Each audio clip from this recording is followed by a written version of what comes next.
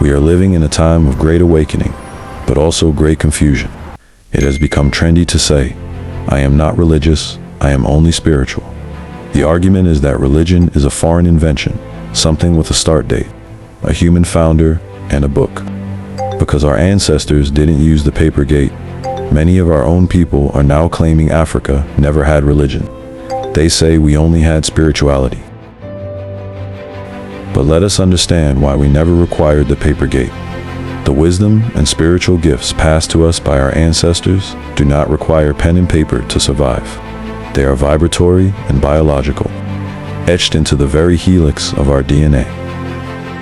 Abrahamic religions require written texts to guide them precisely because the wisdom they carry is not their own. It is a borrowed garment. This is exactly why our sacred artifacts are locked away in the vaults of the Vatican or hidden in foreign museums, to obscure the fact that the source code they rely on is actually ours. They need the book to remember. We only need to awaken to know. To claim Africa had no religion reflects a colonial misunderstanding of what religion is. African civilizations developed deeply structured systems of cosmology, ritual, ethics, and ancestral reverence, many of which were preserved through oral tradition and lived practice rather than written texts. While not always codified in books, these systems were no less sophisticated or organized than those of text-based traditions. What Africa cultivated was not an absence of religion, but a different expression of its complex, place-based systems that align community, environment, and the sacred into a unified way of life. These enduring traditions reflect patterns that later appear in Abrahamic religions, suggesting not inferiority, but a deeper, earlier continuity of spiritual thought. Some might say, but we have founders. We have Nehemiah Tila, Isaiah Shembe, and numerous others. But we must understand the difference between a Western founder and an African prophet. In the Western sense, the word founder implies an inventor of a new philosophy, whereas in the African context, a prophet is a recalibrator, someone who restores a connection that was already there. When we say we reject religion, we are often just rejecting the Roman prism of distortion.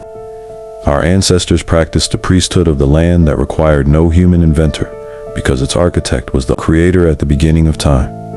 Yet, in its infinite wisdom, the source periodically assumes the vesture of the flesh, embodying itself within our prophets to fulfill a divine mission. This sacred descent occurs so that the absolute might walk in a form we can relate to, ensuring the infinite remains accessible to the finite soul. Prophets like Tila and Shembe are not creating a new religion. They are the human compasses, pointing us back to the original north. Let us look at the evidence. The Emakhosini Valley, the Valley of the Kings. The 31 East Meridian, the Valley of the Kings in Egypt, and the Emakhosini Valley in the south sit on the same longitudinal spine, anchoring the spinal cord of Africa. The White Mfolozi River. This river flows west to east. By placing our kings here, we ensured they would eternally wake up as spiritual guides for the nation. Just as the great Sphinx of Giza gazes precisely due east to witness the rebirth of the sun, our ancestors at Emakhosini are positioned to face the dawn. They are living Sphinx guarding our sovereignty. The peaks in the south on the 31 degrees East Meridian are our natural pyramids, aligned with Orion and Sirius. This is a religion of permanence. You can burn a Bible, but you cannot burn a mountain. This brings us to Shembe's second advice on September 23, 1933. My brown nation, take care to understand that which you read in the Bible, lest you worship your enemies thinking that you worship God. Shembe's solution was, read the people. The original manuscript is your DNA. When you read the people, you see that the rituals and cultural blueprints of the characters in that book bear no resemblance to the culture of the colonizers. They are a direct mirror of our own ancestral practices. We are reading the stolen diary of our own lived divinity. The tribes of Israel were functions of a sovereign body. The house of Levi was set apart to guard the Ark of the Covenant, the spiritual well of the nation.